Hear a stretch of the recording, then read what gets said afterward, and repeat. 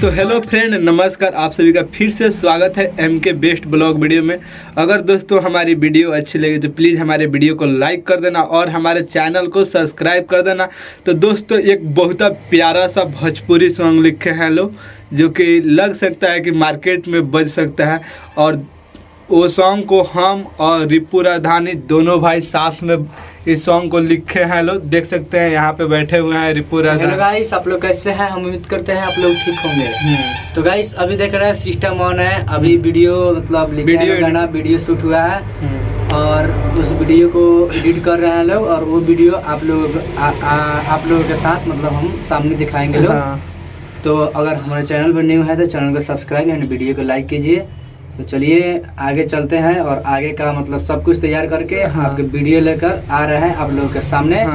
तो अगर मतलब हम लोग का स्टूडियो है, अगर स्टूडियो से गाना गाना चाहते हैं तो माही फिल्म्स प्रोडक्शन सर्च कीजिए, उस डिस्क्रिप्शन में नंबर होगा, हम लोग से संपर्क हो जाएगा। या इस MK बेस्ट ब्लॉग पे यहाँ पे भी यहाँ से कांटेक्ट कर सकते हैं। चलिए कि इस चैनल पर हमारा नंबर मिल सकता है। अगर सॉन्ग आप लोगों को भाई अच्छा लगे तो प्लीज कमेंट करना ना भूलें। तो उस सॉन्ग को अच्छे से हम लोग लेकर आएंगे लोग।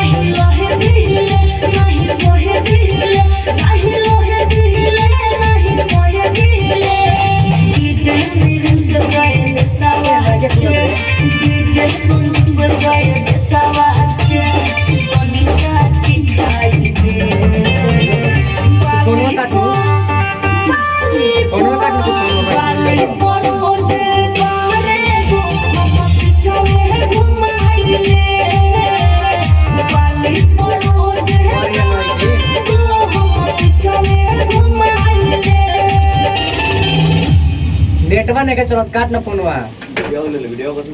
तो गाइज देख सकते हैं सॉन्ग काफी मस्त था और ये सॉन्ग हम दोनों भाई साथ में मिलकर रखे हैं लोग। तो गाइस सुने हैं आप लोग, सॉन्ग सुने हैं और वीडियो भी देखे हैं। हाँ। तो कमेंट में बताइए वीडियो और सॉन्ग कैसा लगा।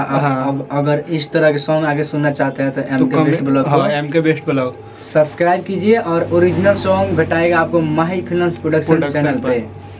तो चलिए, अगर आप लोग का सॉन्ग अच्छा लगा हो तो एक न्यू धमाका का कमेंट कीजिए। हम लोग ऐसा ही सॉन्ग और न्यू मॉडल लेकर आएंगे लोग और वीडियो शूट के साथ। चलिए मिलते हैं न्यू धमाका के साथ दूसरे वीडियो में। तो बाय दोस्तों, मिलते हैं जस्ट अगले वीडियो में। तब तक के लिए बाय।